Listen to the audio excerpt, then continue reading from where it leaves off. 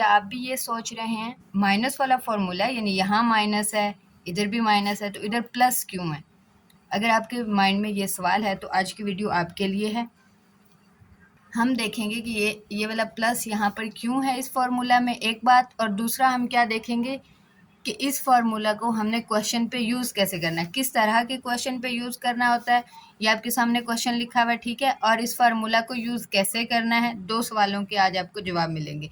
तो हम पहले शुरू करते हैं, ये प्लस वाला साइन क्यों है इधर। सबसे पहले ये a minus B whole square जो होता है ये किसके इक्वल होता है, a minus B multiply by a minus B. कहाँ से हमें पता चला, क्योंकि जो एक्स स्क्वायर होता है, सिंपली अगर एक्स स्क्वायर लिखा हुआ हो तो उसका क्या मतलब होता है, एक्स जो है वो मल्टीप्लाई हो रहा है एक्स के साथ। तो वहाँ से ही हमें ये पता चलता है कि a minus B whole square का क्या मतलब है, a माइनस बी मल्टीप्लाई हो रहा है a माइनस बी के साथ।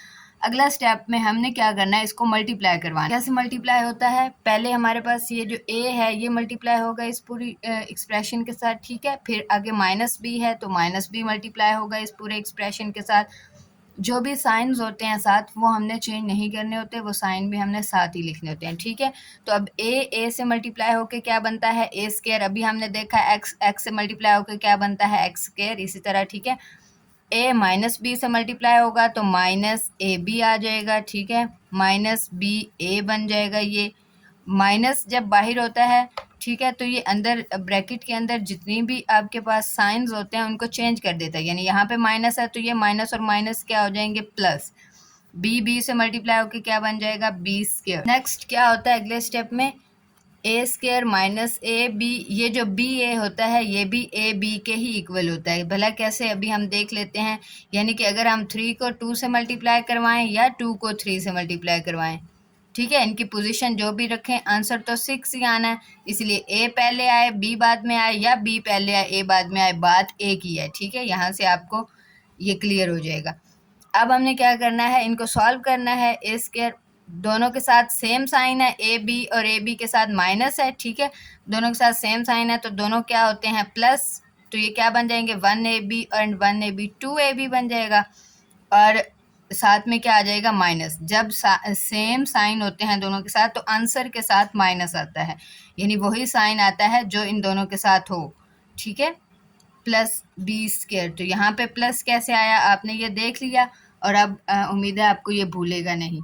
अब नेक्स्ट हमारी क्या बात है कि इसको हमने यूज़ कैसे करना है अपने क्वेश्चन के ऊपर। सबसे पहले हम क्या करेंगे, हम यहाँ पे अपना फॉर्मूला लिख लेंगे, ठीक है, और मैच करेंगे। ये देखें a माइनस बी है, यहाँ पे एक ये वैल्यू है, दरमियान में माइनस है, और ये बाद में माइनस के बाद एक वैल्यू है। तो हम इसको कैसे सॉल्व कर सकते हैं, यहाँ पे माइनस से पहले आने वाली जो वैल्यू है उसको एज a डील किया हुआ है, ये देखें a स्क्वायर, तो इधर हमारा a क्या बनेगा, ये वाली वैल्यू 2x। तो हम क्या लिखेंगे, इस फार्मूला में हम वैल्यूज पुट करेंगे, यानी a की जगह पे हम यहाँ से क्या लिखेंगे 2x, और इधर ऊपर फार्मूला में स्क्वायर है तो हम आराम से यहाँ पे स्क्वायर लगा देंगे।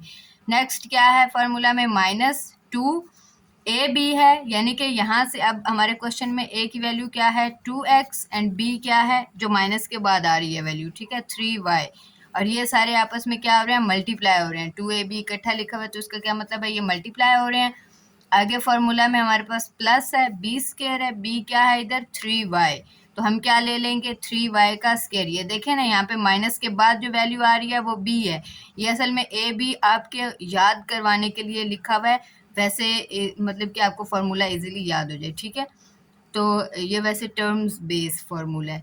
तो अब ये इसके बाद 3y स्क्वायर बन जाएगा, 2x स्क्वायर क्या होता है, 2 2 जार कितने होते हैं 4, 4x स्क्वायर बन जाएगा, माइनस इसको हमने मल्टीप्लाई करवाना है, 2 2 जार 4 एंड 4 3 जार 12, ठीक है, एंड x और y मल्टीप्लाई होकर क्या बन जाएंगे xy, प्लस 3y स्क्वायर कितना होता है 3 3 जार 9 एंड y स्क्वायर।